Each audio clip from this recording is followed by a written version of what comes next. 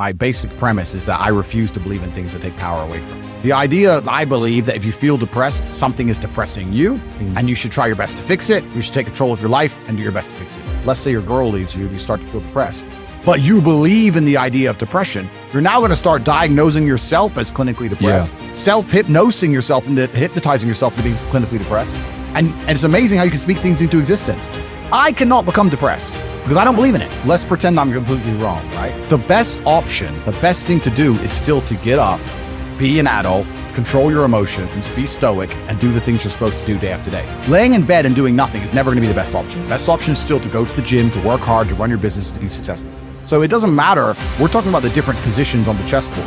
But if the rules of the game remain the same, regardless of the position you're still trying to win, you still have to do the same things. So does it even matter at this point? If you come along and say he's depressed because of X and he's depressed because of Y and he's depressed because of Z, and the answer to all of them is still the same thing, then I don't give a fuck why you're depressed. Yeah, what I'm saying is you're playing a game and it's a competitive game, and you need to build a mindset that allows you to be ultra competitive. If you want to sit there and say, no, I want a non-competitive mindset, then fine. You know what you call people who do not win competitions? Losers. Correct. It's just a bottom line of life. And it's kind of interesting because everyone pretends they give a fuck, but nobody does. Especially women. Women truly don't give a fuck.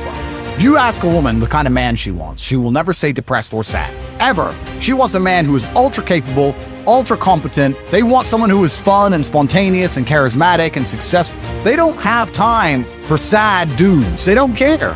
So the world doesn't care. The world has never given a shit about sad men. So if you're going to sit there and self-diagnose yourself as a sad man, you're going to have a shit life and nobody's ever going to give a fuck, and you're going to perpetually lose forever. And that is your decision. I am so scared of being that person. The idea of that terrifies me to the point where I don't even want to accept that as a reality that can possibly exist. I don't give a shit what happens to me in my life. I don't care how bad it is. I don't care if the worst, most heinous things I could possibly imagine happen to me. I know that my sadness, my depression will be temporary, because I will never stay a loser.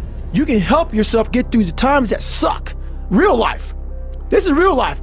90% of your life will suck. 10% will be fucking happy. You may be lucky guy and have a lot of fucking money, have a great ass woman, all this shit. Trust me, one-on-one with that fucking guy, he's missing something. His life still sucks because he hasn't faced something that bothered him his whole fucking life. Something is still eating that motherfucker up. Almost everybody. Everybody.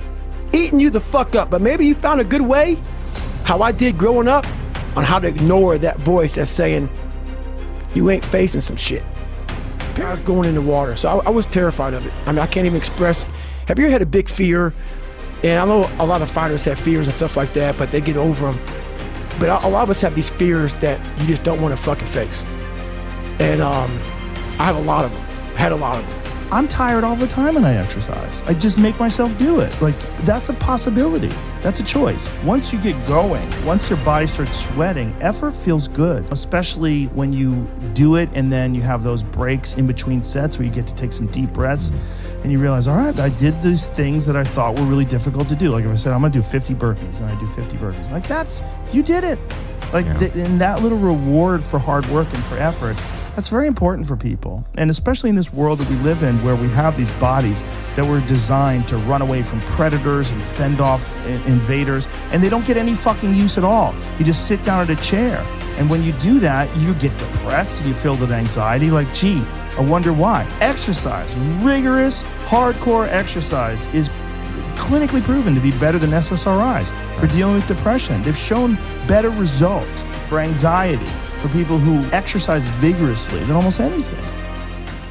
If you find yourself getting depressed and down at the mouth, as we all get once in a while, you might want to remember this quotation by Dean Briggs. He said, do your work. Not just your work and no more, but a little more for the lavishing's sake. That little more which is worth all the rest. And if you suffer as you must, and if you doubt as you must, do your work. Put your heart into it, and the sky will clear. And then out of your very doubt and suffering will be born the supreme joy of life. Believe it or not, in an age when we've come to nearly deify leisure time, we've almost lost sight of the fact that virtually all our satisfactions, rewards, will come not from our leisure, but from our work. I didn't say depression isn't real. I said feeling depressed is real. But the idea that depression is going to strike you in your mind and there's nothing you can do about it, I think that is promoting helplessness amongst depressed people, and that's the reason they kill themselves. I don't think that making people helpless in an unfortunate situation is the great thing to do. You have to give people hope. And I explained that When you believe in something, you give it power. So I tried to say that when I felt at my lowest and I achieved the most I've ever achieved in my life, the reason I was capable of doing that is because I didn't believe in the paradigm of being a depressed person. I just believed that this is how I currently feel, and fuck it, I'm gonna do whatever it takes to get my life to be better. Or do something else, because if I just think, well, tomorrow I'm just gonna coast and eat Twinkies and watch TV. Oh, hello sadness, my old friend. Hello depression. Because when you're not doing anything, you feel like shit. And that's just a part of being a human being. And we can pretend that we're something other than what we really are. And we can pretend, nah, me, man, I'm just cool, just chilling, doing nothing. Bullshit. You're a fucking human. You're a human being. You evolved from the fucking hundreds of thousands of years of hunters and gatherers and people that were struggling. Those human reward systems are carved deeply into your DNA. And if you don't respect that, if you don't respect the mechanism of happiness and fulfillment and what you really need to do in order to feel satisfied in life, camaraderie, love, family, friendship, struggle, testing yourself, learning, all those things are imperative. They're all a giant part of being a person. I refuse to believe in things that take my power away from me. I'm only going to construct a mental model that allows me to be as powerful as possible. If believing in the idea of depression is going to take my own power away, then I won't believe in it. I don't want to believe in things that make me weak. I want you to ponder these 4 questions. Here's the first one, and that's why. Why pay the price? Why work this hard? Why go this far? Why try to learn this much? Why try to see everything? Why try to do everything? Why try to become everything? That's a good question, why? And you're the only one personally that can answer that question for yourself. You've got to have your own list of whys. Here's what I want you to do when you go home after you've left this extravaganza. Work on your list of whys. The why is powerful, the how is easy. Now here's number 2. The first question to ponder when you go home is why. Here's another good answer to why. It's the second question, why not? Why not see how much you can earn? Why not see how much you can learn?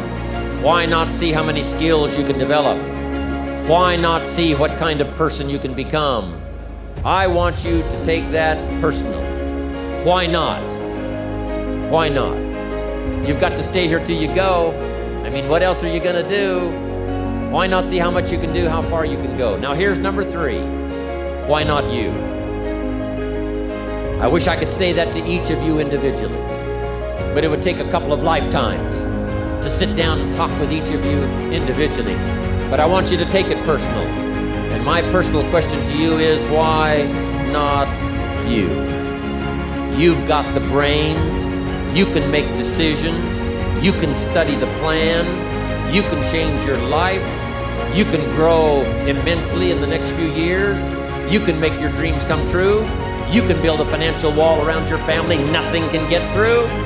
You can become healthy. You can become powerful. Why not you? I want to be able to look back on my life when I'm all dead and be so fucking proud of myself forever.